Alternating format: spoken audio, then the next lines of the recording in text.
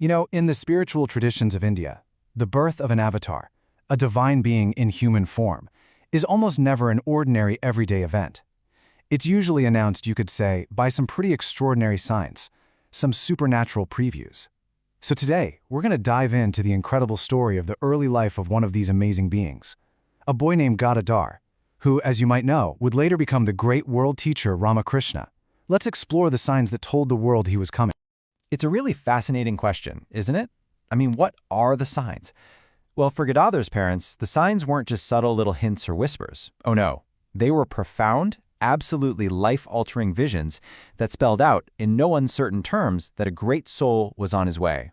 And that is exactly where our story has to begin, with these cosmic visions that his devout parents, Khudiram and Chandramani Devi, experienced. And listen, these weren't just random dreams. You could almost call them divine appointments. Okay, so to give you a little context, a pilgrimage to a place like Gaya is a really big deal for a practicing Hindu. It's a sacred place where you honor your ancestors.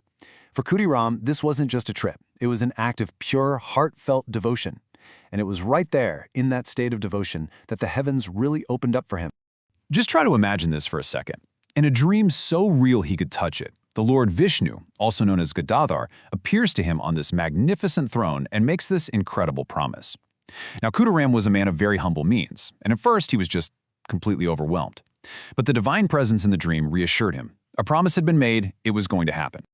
And this wasn't just happening to him, isolated in Gaya. While Khudiram was receiving this divine message, something equally miraculous was taking place with his wife, Chandramani, all the way back in their home village of Kamarpakur. So, the setting for her vision, it's the sacred Shiva temple, which was literally right next to their house. Picture her standing there, probably in a quiet moment of prayer, when something completely unbelievable occurred. And we are not talking about a gentle glow here. The original sources describe it as a flood of celestial light. A flood, erupting from the very symbol of Lord Shiva himself. What a powerful, undeniable display of divine energy. And this was the moment of conception. The light didn't just shine on her. It rushed right towards her and entered her body. The sheer intensity of it caused her to collapse, but when she woke up, she knew, with absolute, unshakable certainty, that she was now carrying a divine being inside her. So all of this incredible buildup, the prophecies, the visions from both parents, it all leads to this moment, the physical birth of the child. That divine promise was finally about to be fulfilled. This timeline really puts it all into perspective, doesn't it? You see the visions happening in 1835, and then boom, just a few months later, in the early morning of February 18th, 1836, the child is born. The sequence is so clear, it feels, divinely orchestrated. And get this, his very name was a direct link to that sacred promise. His parents named him Gadadhar, which is another name for Lord Vishnu, forever connecting him back to his father's powerful vision in Gaya.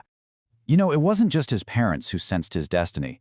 Right from the moment he was born, astrologers who studied his horoscope saw something completely off the charts. It was as if the stars themselves were announcing the arrival of a soul who was going to change the world. So you have to wonder, right? A child born from divine visions and cosmic prophecies, what was he actually like? Well, the stories of his childhood, what are often called as leelas or divine plays, are just as remarkable. They really give us a peek at the saint he was destined to become. Yeah, he wasn't your typical kid, not at all interested in regular schooling. Instead, his gifts were all artistic and spiritual. He could sculpt these absolutely perfect images of deities just from clay. He could memorize entire epic poems just by hearing them once. And he even organized and staged religious plays with his friends. This was a child who was just completely absorbed in the divine. But this next part? This is where we see his divine nature just bubble up to the surface in a really dramatic way. At the super young age of 6 or 7, he had his first experience of something called Bhava Samadhi. And the trigger for it was so simple, but so profound. He was just walking through a rice paddy field one day, and he looked up. He saw this flock of brilliant, snow-white cranes flying across a dark, stormy thundercloud. That stark contrast, the pure white against the menacing black, the sheer beauty of it was so overwhelming that it just flipped a switch. It sent him into a spiritual trance, and he completely lost awareness of the outside world, totally absorbed in that divine beauty. So you might be asking, what exactly is bhava samadhi? Well, it's basically a state of ecstatic absorption.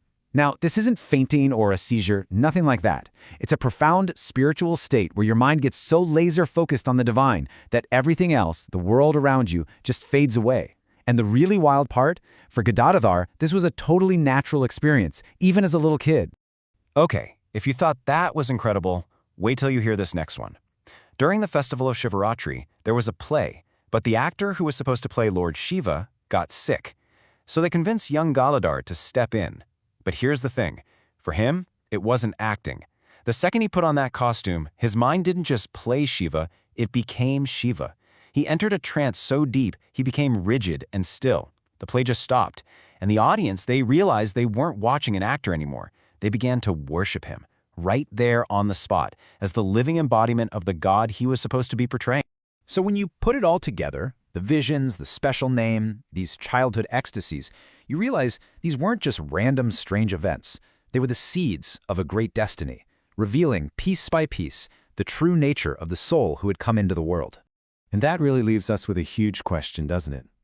We see these extraordinary beginnings, these divine seeds, but how does this divine boy grow up to become the world teacher, Ramakrishna, whose teachings would go on to touch millions of lives?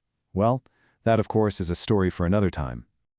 Thank you so much for joining us on this journey into a truly incredible life. Here at Kosh, we're a multilingual channel, and we love sharing spiritual wisdom in English, Hindi, Marathi, Tamil, and Bengali. And we've got more major languages coming your way soon. Our whole goal is to bring you the timeless treasures of Sanatan Dharma in a way that's simple, clear, and really meaningful.